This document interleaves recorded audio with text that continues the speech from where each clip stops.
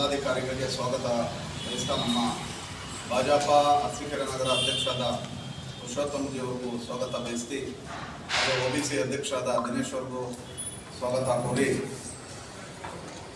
OBC taluk ಅಧ್ಯಕ್ಷ ನಗರ ಅಧ್ಯಕ್ಷ ಕಳೆದ ಒಂದು ಫೆಬ್ರವರಿ ಮಾರ್ಚ್ ತಿಂಗಳಲ್ಲಿ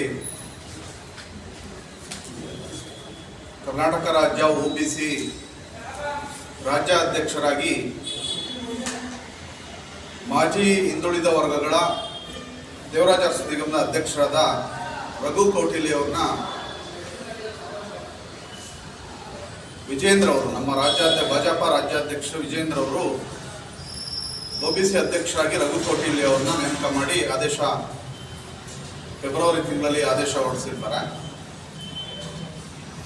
ನಾವು ರಾಜ್ಯ ಹಿಂದುಳಿದ ವರ್ಗಗಳ ಕಾರ್ಯದರ್ಶಿಯಾಗಿ ಕಳೆದ 2 ಬಾರಿ ನಾನು ಕೆಲಸ ಮಾಡಿಕೊಂಡು ರಾಜ್ಯದ ಎಲ್ಲ ಜಿಲ್ಲೆಗಳಿಗೂ ಸಂಘಟನೆ ಮಾಡಿಕೊಂಡು ಹಿಂದುಳಿದ ವರ್ಗಗಳ ಕಟ್ಟಕಡೆ ಸಮಾಜಕ್ಕೂ ಭಾಜಪಾ ಡಬಲ್ ಇಂಜಿನ್ ಸರ್ಕಾರ ಇದ್ದಾಗ ಕಾರ್ಯಕ್ರಮಗಳನ್ನ ತಲುಪಿಸೋಂಥ ಕೆಲಸ ಮಾಡಿಕೊಂಡಿದ್ದು, ಅದನ್ನು ಮುಂದುವರಿದ ಭಾಗವಾಗಿ ನನ್ನನ್ನು ನಮ್ಮ OBC ರಾಜ್ಯಾಧ್ಯಕ್ಷರಾದ ರಘು ಕೌಟಿಲಿ ಅವರು ರಾಜ್ಯ ಹಿಂದುಳಿದ ವರ್ಗಗಳ ಮಾಧ್ಯಮ ಸಂಚಾಲಕರಾಗಿ ನನ್ನನ್ನು ಆಯ್ಕೆ ಮಾಡಿರ್ತಾರೆ. ಅವ್ರಿಗೆ ನಾನು ನಮ್ಮ ಮಾಧ್ಯಮ ಮಿತ್ರರ ಮುಖಾಂತರ ಪೂರ್ವಕ ಅಭಿನಂದನೆಗಳನ್ನ ಹೇಳಿ ಅದಕ್ಕೆ ಕಾರಣಕರ್ತರಾದ ವಿಜೇಂದ್ರ ಅವ್ರಿಗೂ ಹೃತ್ಪೂರ್ವಕ ಅಭಿನಂದನೆಗಳನ್ನ ಹೇಳ್ಕೊಂಡು ನಾನಿವತ್ತು ಅರಸೀಕೆರೆ ತಾಲೂಕಿನ ಒಂದು ಗ್ರಾಮದವನಾಗಿ ಬಡಾಳ್ನವನಾಗಿ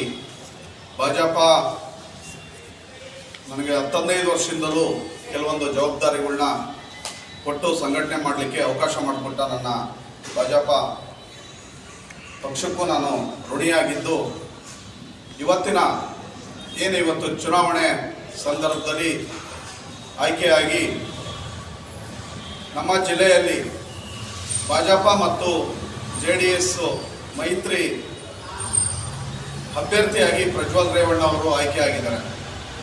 ಅವರಿಗೆ ಗೆಲುವಿಗೆ ನಾವು ಕಟ್ಟಕಡೆಯ ಹಿಂದುಳಿದ ವರ್ಗಗಳ ಸಂಘ ಸಂಸ್ಥೆಯ ಅಧ್ಯಕ್ಷ ಇರ್ಬೋದು, ಒಂದು ಸಮಾಜದ ಪದಾಧಿಕಾರಿ ಇರ್ಬೋದನ್ನ ಅವ್ರನ್ನ ಭೇಟಿ ಮಾಡಿ ಪ್ರಜ್ವಲ್ ರೇವಣ್ಣ ಅವರ ಗೆಲುವಿಗೆ ನಾವು ನಮ್ಮ ಪದಾಧಿಕಾರಿಗಳ ಸಮೇತ ಪ್ರವಾಸ ಮಾಡಿ ಅವರ ಗೆಲುವಿಗೆ ಒಂದು ಕಾರಣಭೂತರಾಗಬೇಕು ಅಂತ ಹೇಳಿ ನಮ್ಮ ಜಿಲ್ಲೆ ಇರ್ಬೋದು, ನನಗೆ ರಾಜ್ಯ ಮಾಧ್ಯಮ ಸಂಚಾಲಕರಾಗಿ ಜವಾಬ್ದಾರಿ ಕೊಟ್ಟಿರೋದ್ರಿಂದ ನಾವು ಎಲ್ಲಿ ನಮ್ಮ ಭಾಜಪಾ ವಿಜಯ ಆದಂಥ ಉದಾಹರಣೆ ತುಮಕೂರು ಜಿಲ್ಲೆಯಾದ್ಯಂತ ಕಳೆದ ವಾರ ಪ್ರವಾಸ ಮಾಡಿ ಮತ್ತು ಬೆಂಗಳೂರು ಗ್ರಾಮಾಂತರ ಜಿಲ್ಲೆಯನ್ನು ಪ್ರವಾಸ ಮಾಡಿ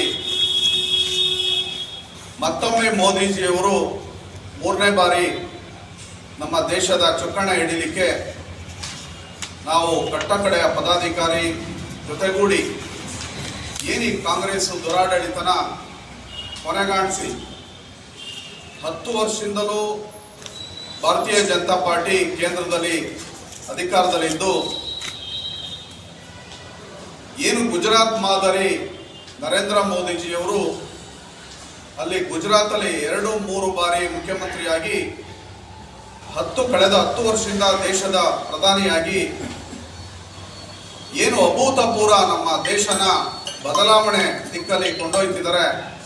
ಅದಕ್ಕೆ ಮತ್ತೊಮ್ಮೆ ಮೋದಿಜಿಯವರಿಗೆ ಬಲಪಡಿಸ್ಬೇಕಂತ ಹೇಳಿ ನಮ್ಮ ಭಾಜಪಾ ಮಾತೃ ಘಟಕ ಇರ್ಬೋದು, ಮತ್ತು ನಮ್ಮ ಮೋರ್ಚಾಗಳು ಹಿಂದುಳಿದ ವರ್ಗಗಳ ಮೋರ್ಚಾ ಇರ್ಬೋದು, ಮಹಿಳಾ ಮೋರ್ಚಾ ಇರ್ಬೋದು, ಯುವ ಮೋರ್ಚಾ ಇರ್ಬೋದು, ಅಲ್ಪಸಂಖ್ಯಾತರ ಮೋರ್ಚಾ ಇರ್ಬೋದು, SC ಮೋರ್ಚಾ ಇರ್ಬೋದು, ST ಮೋರ್ಚಾ, ಅಷ್ಟೂ ಮೋರ್ಚಾಗಳು ರಾಜ್ಯಾಧ್ಯಕ್ಷರ ವತಿಯಿಂದ ಕಟ್ಟಕಡೆಯ ಪದಾಧಿಕಾರಿ, ಒಂದು ಮಂಡಲದ ಪದಾಧಿಕಾರಿ, ಕಾರ್ಯಕರ್ತರು ಎಲ್ಲ ಒಟ್ಟಾಗಿ ಸೇರಿ ನಾವು ಪ್ರಧಾನಿ ನರೇಂದ್ರ ಮೋದಿಜಿಯವ್ರನ್ನ ಮತ್ತೊಮ್ಮೆ ಪ್ರಧಾನಿ ಮಾಡಲಿಕ್ಕೆ ಹೋರಾಟ ಮಾಡ್ತಿದ್ದೀವಿ. ಚುನಾವಣೆ ಅದು ಹಿಂದುತ್ವದ ಆಧಾರಿತ ಚುನಾವಣೆ ಅಂತ ಹೇಳಕ್ಕೆ ಬಯಸ್ತೀನಿ. NDA ಮೈತ್ರಿಕೂಟದಲ್ಲಿ ಇವತ್ತು ಹಿಂದುತ್ವ ಒಪ್ಪಿ ಪ್ರತಿಯೊಬ್ಬ ನಮ್ಮ JDS ನಮ್ಮ ಹಿಂದುತ್ವನ ಎಷ್ಟು ವಿರೋಧ ಮಾಡ್ತಾ ಇತ್ತೋ ಅಷ್ಟೇ ಹಿಂದುತ್ವನ ಒಪ್ಪಿ ನಮ್ಮ NDA ಮೈತ್ರಿಕೂಟ ಸೇರ್ಕೊಂಡು ನಾವು ನರೇಂದ್ರ ಮೋದಿನ ಪ್ರಧಾನಿ ಮಾಡಬೇಕು ಅಂತ ಅಂದ್ಬಿಟ್ಟು ಬಂದಿದೆ. ಅದಕ್ಕೆ ನಾನು ತುಂಬ ಋಣಿಯಾಗಿ ಅವ್ರನ್ನ ಅಭಿನಂದಿಸ್ತೀನಿ. ಹಾಗೆ ಹಿಂದುಳಿದ ವರ್ಗದ ನಾಯಕ ಅಂತ ಅಂದರೆ ನಮ್ಮ ನರೇಂದ್ರ ಮೋದಿಯವರು ಕೂಡ ಗಾಣಿಗ ಸಮಾಜದಿಂದ ಹಿಂದುಳಿದ ವರ್ಗದಿಂದ ಬಂದಿದ್ದಾರೆ. ಅವ್ರನ್ನೇ ಇವತ್ತು ದೇಶ ಮೆಚ್ಕೊಂಡು ಪ್ರಧಾನಿಯಾಗಿ ಮಾಡ್ತಾ ಇದ್ದಾರೆ. ಅದಕ್ಕಿಂತ ಹೆಚ್ಚಿನ ಹೆಮ್ಮೆ ನಮ್ಗೆ ಇನ್ನೇನು ಬೇಕಾಗಿದೆ? ಈಗ ಅಪ್ರತಿಮ ನಾಯಕ, ಪ್ರಪಂಚದಲ್ಲೇ ನಂಬರ್ 1 ನಾಯಕ ಅಂತ ಹೇಳಿಸ್ಕೊಂತ ಅವ್ರು ಇವತ್ತು ಕೆಲಸ ಮಾಡ್ಕೊಂಡು ಹೋಗ್ತಾ ಇದ್ದಾರೆ. ಅವ್ರ ಕೈ ಬಲಪಡಿಸೋಕ್ಕೆ ನಾವು NDA ಮೈತ್ರಿಕೂಟನ ರಾಷ್ಟ್ರದಲ್ಲಿ ಈಗ ಮೈತ್ರಿಕೂಟ ಆದೇಶ ಆದಮೇಲೆ ನಾವು ರಾಜ್ಯಕ್ಕೂ ಅಪ್ಲೈ ಆಗುತ್ತೆ, ರಾಜ್ಯದಿಂದ ಜಿಲ್ಲೆಗೆ ಅಪ್ಲೈ ಆಗುತ್ತೆ, ಜಿಲ್ಲೆಯಿಂದ ತಾಲೂಕಿಗೆ ಅಪ್ಲೈ ಆಗುತ್ತೆ, ತಾಲೂಕಿಂದ ಗ್ರಾಮಕ್ಕೆ ಅಪ್ಲೈ ಆಗುತ್ತೆ. ನಾವು ಅದನ್ನು ಒಪ್ಕೊಂಡು ಕೆಲಸ ಮಾಡಬೇಕು, ಆ ನಿಟ್ಟಿನಲ್ಲಿ ಕೆಲಸ ಮಾಡಬೇಕಾಗಿದೆ. ಇಲ್ಲಿ ಪ್ರಜ್ವಲ್ ರೇವಣ್ಣನವರ ಗೆಲುವಿಗೆ ನಾವೆಲ್ಲ ಹಗಲು ಈಗಲೂ ಸಹಕರಿಸಿ ಪ್ರತಿ ಒಂದು ನಿಮಿಷನೂ ಟೈಮ್ ವೇಸ್ಟ್ ಮಾಡ್ದಂಗೆ ಅವರ ಗೆಲುವಿಗೆ ನಾವು ಸಹಕರಿಸ್ತೀವಿ ಅಂತ ಅಂದ್ಬಿಟ್ಟು ನಿಮ್ಮ ಮಾಧ್ಯಮದ ಮುಖಾಂತರ ನಾನು ತಿಳಿಸ್ತಾ ಇದ್ದೀನಿ. ವರ್ಗದಿಂದ ಬಂದಂಥ ನರೇಂದ್ರ ಮೋದಿಯವರು ವಿಶ್ವಮಾನವನಾಗಿ ರೂಪುಗೊಂಡು ಇಡೀ ವಿಶ್ವವೇ ಒಪ್ಪುವಂಥ ಒಬ್ಬ ನಾಯಕನಾಗಿ ರೂಪುಗೊಂಡಿದ್ದಾರೆ. ಇವತ್ತಿನ ಚುನಾವಣೆ ಇದೆ, ಇದು ಯಾವುದೇ ಪಕ್ಷದ ಚುನಾವಣೆ ಅಲ್ಲ, ಇದು ಬಂದು ಮೋದಿ ವರ್ಸಸ್ ಕಾಂಗ್ರೆಸ್ ಚುನಾವಣೆ. ಮೋದಿಯವರು ಮುಖ್ಯವಾಹಿನಿಯಾಗಿರ್ತಾರೆ ವಿನಃ ನಾವು ಯಾವುದನ್ನು ಸಹ ಗಣನೆ ತಗೊಳ್ಳೋದು, ಯಾರು ಕ್ಯಾಂಡಿಡೇಟ್ ಅನ್ನೋದು ನಮ್ಗೆ ಮುಖ್ಯ ಆಗಲ್ಲ. ಮೋದಿಯವ್ರನ್ನ ಮತ್ತೊಮ್ಮೆ ಪ್ರಧಾನಮಂತ್ರಿ ಮಾಡಬೇಕು ಅನ್ನೋದು ಒಂದೇ ನಮ್ಮ ಉದ್ದೇಶ ಆಗಿರುತ್ತೆ. ಆ ನಿಟ್ಟಿನಲ್ಲಿ ನಮ್ಮ ಹಿಂದುಳಿದ ಸಮಾಜ ಸುಮಾರು 80,000ಕ್ಕೂ ಹೆಚ್ಚು ಇರ್ತಕ್ಕಂಥ ಅರಸೀಕೆರೆ ಕ್ಷೇತ್ರದ ಹಿಂದುಳಿದ ಸಮಾಜ ಮೋದಿಯವ್ರನ್ನ ಪ್ರಧಾನಿ ಮಾಡೋದಕ್ಕೆ ಯಾವ್ಯಾವ ರೀತಿ ನಾವು ಪ್ರಯತ್ನ ಪಡಬೇಕು ಎಲ್ಲರನ್ನು ಭೇಟಿ ಮಾಡಿ ಅವ್ರನ್ನ ಮನವೊಲಿಸಿ ಮೋದಿಯವರು ಮತ್ತೊಮ್ಮೆ ಪ್ರಧಾನಿಯಾಗಲು ನಾವೆಲ್ಲರೂ ಸಹ ಕೈ ಜೋಡಿಸ್ತೀವಿ ಅಂತ ಈ ಮುಖಾಂತರ ನಾವು ನಿಮಗೆ ತಿಳಿಸ್ಕೊಡ್ತೀವಿ. ಹಾಗೆ ಪ್ರಥಮ ಬಾರಿಗೆ ಹೇಳೋದೈತಿ, ಇವತ್ತು ಡಾಕ್ಟರ್ BR ಅಂಬೇಡ್ಕರ್ ಅವರ 133ನೇ ಜನ್ಮದಿನ. ಆ ಜನ್ಮದಿನದ ಶುಭಾಶಯಗಳನ್ನ ತಮಗೆಲ್ಲರೂ ತಿಳಿಸಿ ಅರಸೀಕೆರೆ ನಾಗರಿಕರಿಗೂ ಹಾಗೂ ನಗರದ ನಾಗರಿಕರು, ನಾಡಿನ ನಾಗರಿಕರಿಗೆ ಅವರಿಗೆ ಶುಭ ಪ್ರಥಮವಾಗಿ ತಿಳಿಸ್ಬೇಕಾಯ್ತು ಇವತ್ತು ನಾನು